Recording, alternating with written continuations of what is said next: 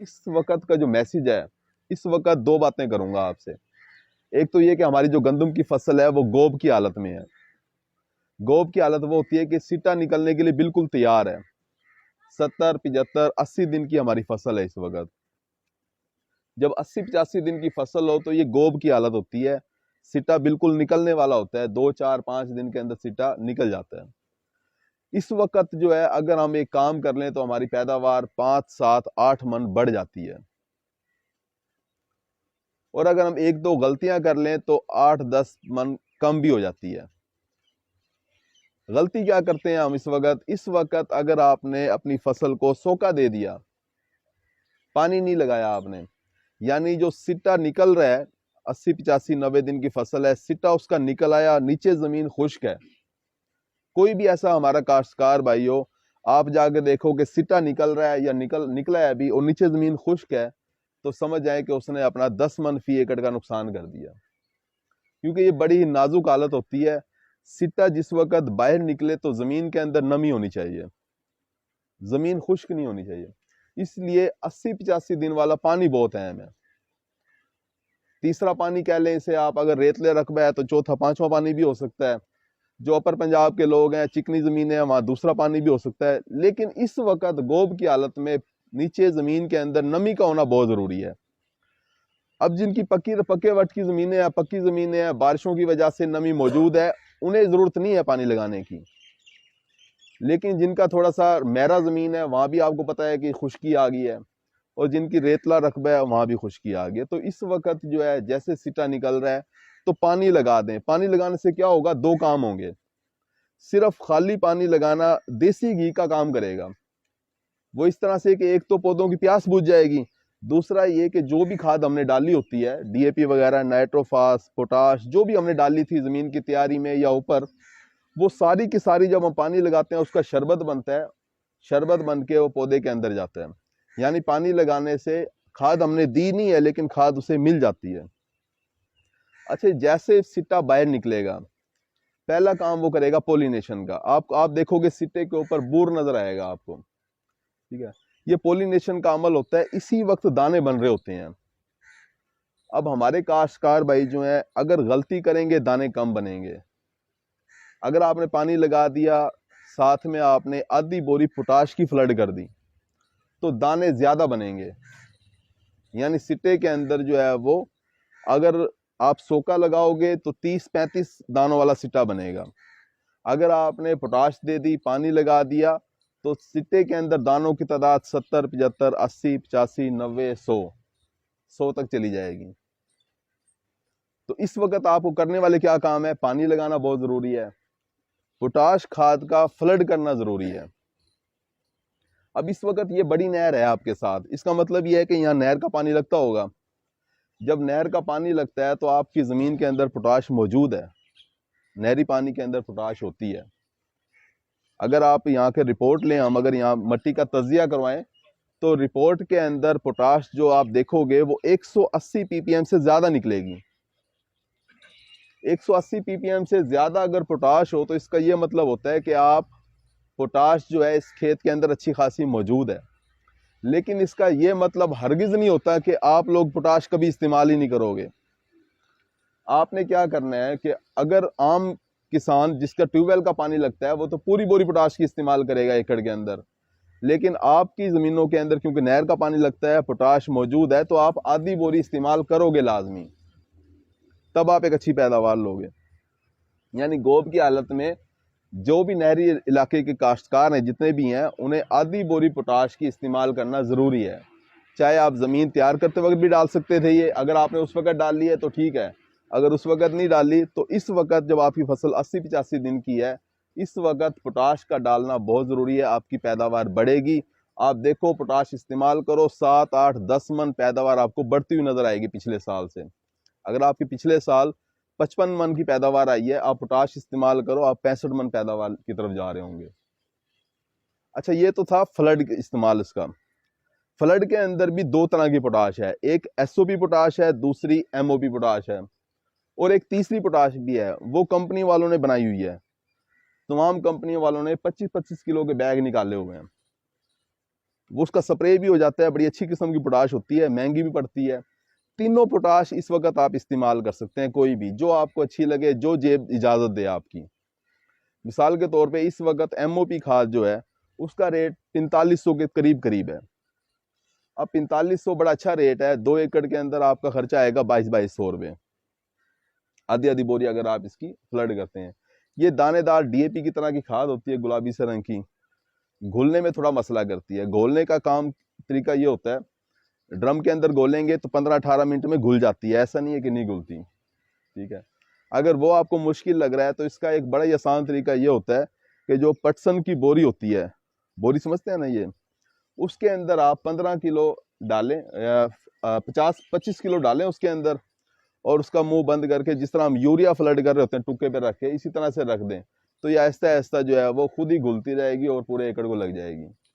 अगर आपके पास थोड़े पैसे हैं, 4500 की बोरी को आप 3 एकड़ में भी करेंगे तो बड़े अच्छे रिजल्ट मिलेंगे। 1500 खर्चा आएगा आपका। इसी तरह से एक बोरी की 3 बोरियां बना लें, पर 3% की बोरियों में डालें और टुक्के पे रख दें, तो इससे भी आप जो है वो बड़े अच्छे रिजल्ट आपको मिल रहे होंगे पोटाश के। SOP खाद दानेदार भी इसी तरह से आप कर सकते हैं। अगर पाउडर वाली लेते हैं तो उसका तो आप जो है वो ड्रम के अंदर डाल के फ्लड कर देंगे उसे, या जिस तरह भी करें वो भी फ्लड हो जाएगी। 50 किलो वाली भी कर सकते हैं। 25 किलो वाली जो SOP है वो कंपनी वाले भी कह रहे होते हैं आधी आधी बोरी 12.5 किलोग्राम फी एकड़ के हिसाब से फ्लड कर दें। अगर वो आप करते हैं उसके भी बड़े अच्छे रिजल्ट मिल रहे होते हैं। तो ये तो फ्लड हो गया। दूसरा है कि इस वक्त अगर आप पोटाश का स्प्रे भी कर देते हैं ऊपर से, तो इससे भी बड़े अच्छे रिजल्ट मिले हैं।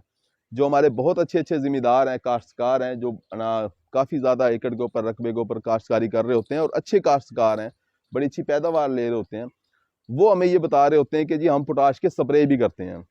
आपको इसलिए बता रहे हैं कि जो हमारे अच्छे काश्तकार हैं, बाद औक़ात वो छोटे काश्तकारों को अपने नुस्खे नहीं दे रहे होते। अपनी जो राज की बातें हैं, टिप्स जो है ना, वो अच्छी पैदावार खुद ले लेगा, वो 65 मन 68 मन पैदावार खुद लेगा, लेकिन दूसरे काश्तकार को नहीं देगा वो। आपने क्या करना है भाई, पोटाश का वो स्प्रे करता है, 2 किलोग्राम पोटाश के आप 2-3 स्प्रे अपनी फसल के ऊपर, गंदम पे अगर कर दें तो आपकी पैदावार 7-8 मन बढ़ती हुई नजर आएगी। SOP खाद 2 किलोग्राम 100 लीटर पानी के अंदर हल करके उसका आप स्प्रे करवा दें। अगर आप 3 स्प्रे करना चाह रहे हैं तो पहला स्प्रे आप 60 दिन की फसल पे करोगे, दूसरा स्प्रे गोब की हालत में, ये स्प्रे बहुत अहम है गोब वाला, और तीसरा स्प्रे जिस वक्त दाना आधा बन जाता है। इससे आपके दानों की तादाद भी बढ़ेगी, दाने के अंदर चमक भी आएगी, दानों की भराई अच्छे तरीके से होगी, दाने के अंदर वजन होगा, दाना जो है वो सुकड़ा हुआ नहीं होगा, जिसे हमारे काश्तकार कह रहे होते हैं ना कि हवा निकल गई है। दाने के अंदर से हवा नहीं निकलेगी, क्योंकि पोटाश खाद जो है ये पौधे को गर्मी से बचाती है। पोटाश खाद बिल्कुल ऐसी है जैसे गर्मी के मौसम में जो शिकंजी काम करती है, ये पोटाश काम करती है। इस वक्त देखो सर्दी का महीना चल रहा है, फरवरी लगा है ना अभी, शुरू है ना जी, सॉरी जनवरी अभी एंड चल रहा है, अभी फरवरी शुरू भी नहीं हुआ, और गर्मी ऐसी है कि यहाँ अब हमारे से बैठा नहीं जा रहा है। इस वक्त होगा क्या कि अभी सिट्टा बाहर निकलेगा, सिट्टा बाहर निकलेगा, पोलिनेशन करेगा, नर और मादा हिस्सा का आपस में मिलाप होगा। जितने अच्छे तरीके से पोलिनेशन हो जाएगी उतने ज्यादा दाने बनेंगे, और जितनी गर्मी ज्यादा होगी या सोका ज्यादा लगा होगा तो जो नर मादा का जो मिलाप है वो सही तरीके से नहीं हो सकेगा। जितना कम मिलाप होगा उतने कम दाने बनेंगे। अब एक गलती तो इंसान खुद करता है कि पानी नहीं देता, दूसरी गलती बाद औक़ात मौसम सख्त हो जाता है, गर्मी ज़्यादा हो जाती है। जिन्होंने टाइम पे काश्त की थी, महकमा बार बार कह रहा होता है 1 नवंबर को काश्त करो, जितनी जल्दी काश्त करोगे उतनी अच्छी पैदावार आएगी। होता क्या है कि इस वक्त क्योंकि आप देख रहे हो ज़्यादा गर्मी नहीं है, पोलिनेशन भी हो जाएगी, दानों की भराई जो है, दाने बनने का अमल भी मुकम्मल हो जाएगा अगले 15-20 दिन के अंदर। तो ये जो जिन्होंने अगेती काश्त की होगी वो तो रह जाएंगे अच्छे। सारे पछेती काश्त वाले जितने भी दोस्त हैं हमारे, जिन्होंने फर्ज करें 1 दिसंबर को काश्त की है या 15 दिसंबर को काश्त की है, उनका सिटा निकलेगा 20 दिन बाद जाके इन लोगों से। जब 20 दिन बाद निकलेगा तो आप गर्मी देख लें कितनी शिद्दत बढ़ जाती है। फरवरी के एंड पे या मार्च के अंदर तो अच्छी खासी गर्मी बन जाती है। मार्च के अंदर जो है उनके पोलिनेशन हो रही है या दानों की भराई का अमल हो रहा है, दाने के अंदर वजन आने का अमल हो रहा है, तो उस वक्त गर्मी की वजह से वो दाने के अंदर भराई सही तरीके से मुकम्मल नहीं होती, दाना जो है वो छोटा भी रह जाता है, सुकड़ भी जाता है, हवा निकल जाती है, पानी निकल जाता है उसका, दानों का वजन कम हासिल होता है, दानों की तादाद भी कम मिलती है, सिटा छोटा बनता है उसका।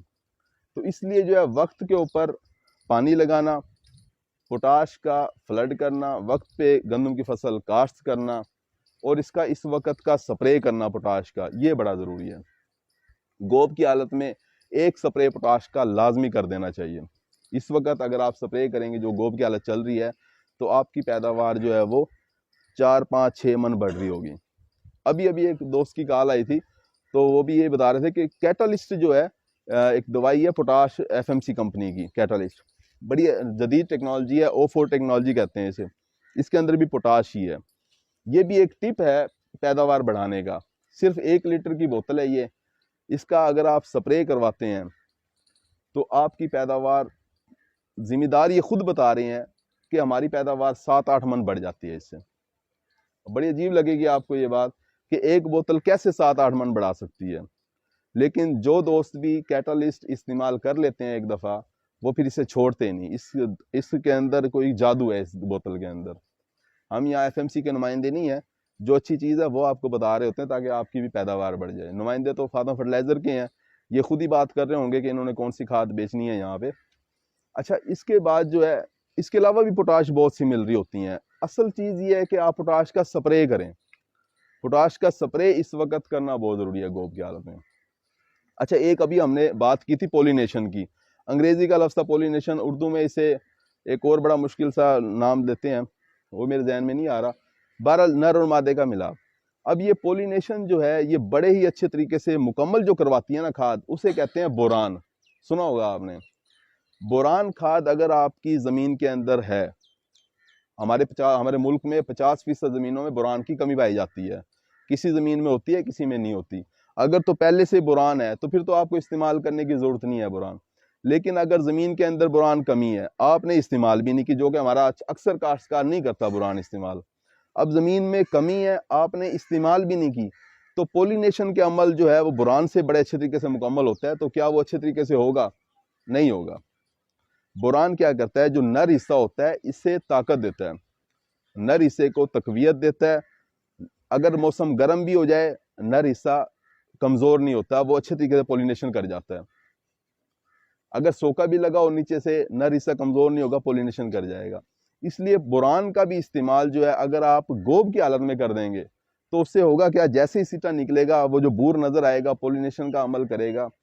बोरान आपने इस्तेमाल किया होगा तो मिलाप अच्छे तरीके से होगा। जितना ज़्यादा पोलिनेशन अच्छी होगी, उतने ही ज़्यादा दाने बनेंगे आपके सिट्टे के अंदर। तो दानों की तादाद हम बढ़ा सकते हैं बोरान खाद का इस्तेमाल करके, पोटाश का इस्तेमाल करके। बोरान और पोटाश को दोनों को आप मिक्स भी कर सकते हैं। अगर मिकदार की बात की जाए तो पोटाश की मैंने आपको पहले मिकदार बताई है, 2 किलोग्राम फी एकड़ के हिसाब से आपने 100 लीटर पानी में हल करके उसका स्प्रे करवा देना है। बोरान भी आपने इसके साथ ही मिक्स कर लेना है। बोरान की जो मिकदार है वो 100 ग्राम से ज़्यादा इस्तेमाल नहीं करनी। 100 ग्राम 100 लीटर पानी के अंदर, यानी उसके साथ ही मिला के। तो बोरान और पोटाश का मिक्स करके आप स्प्रे करवाएं। बड़ा ही ज़बरदस्त किस्म का नुस्खा है ये पैदावार बढ़ाने के लिए।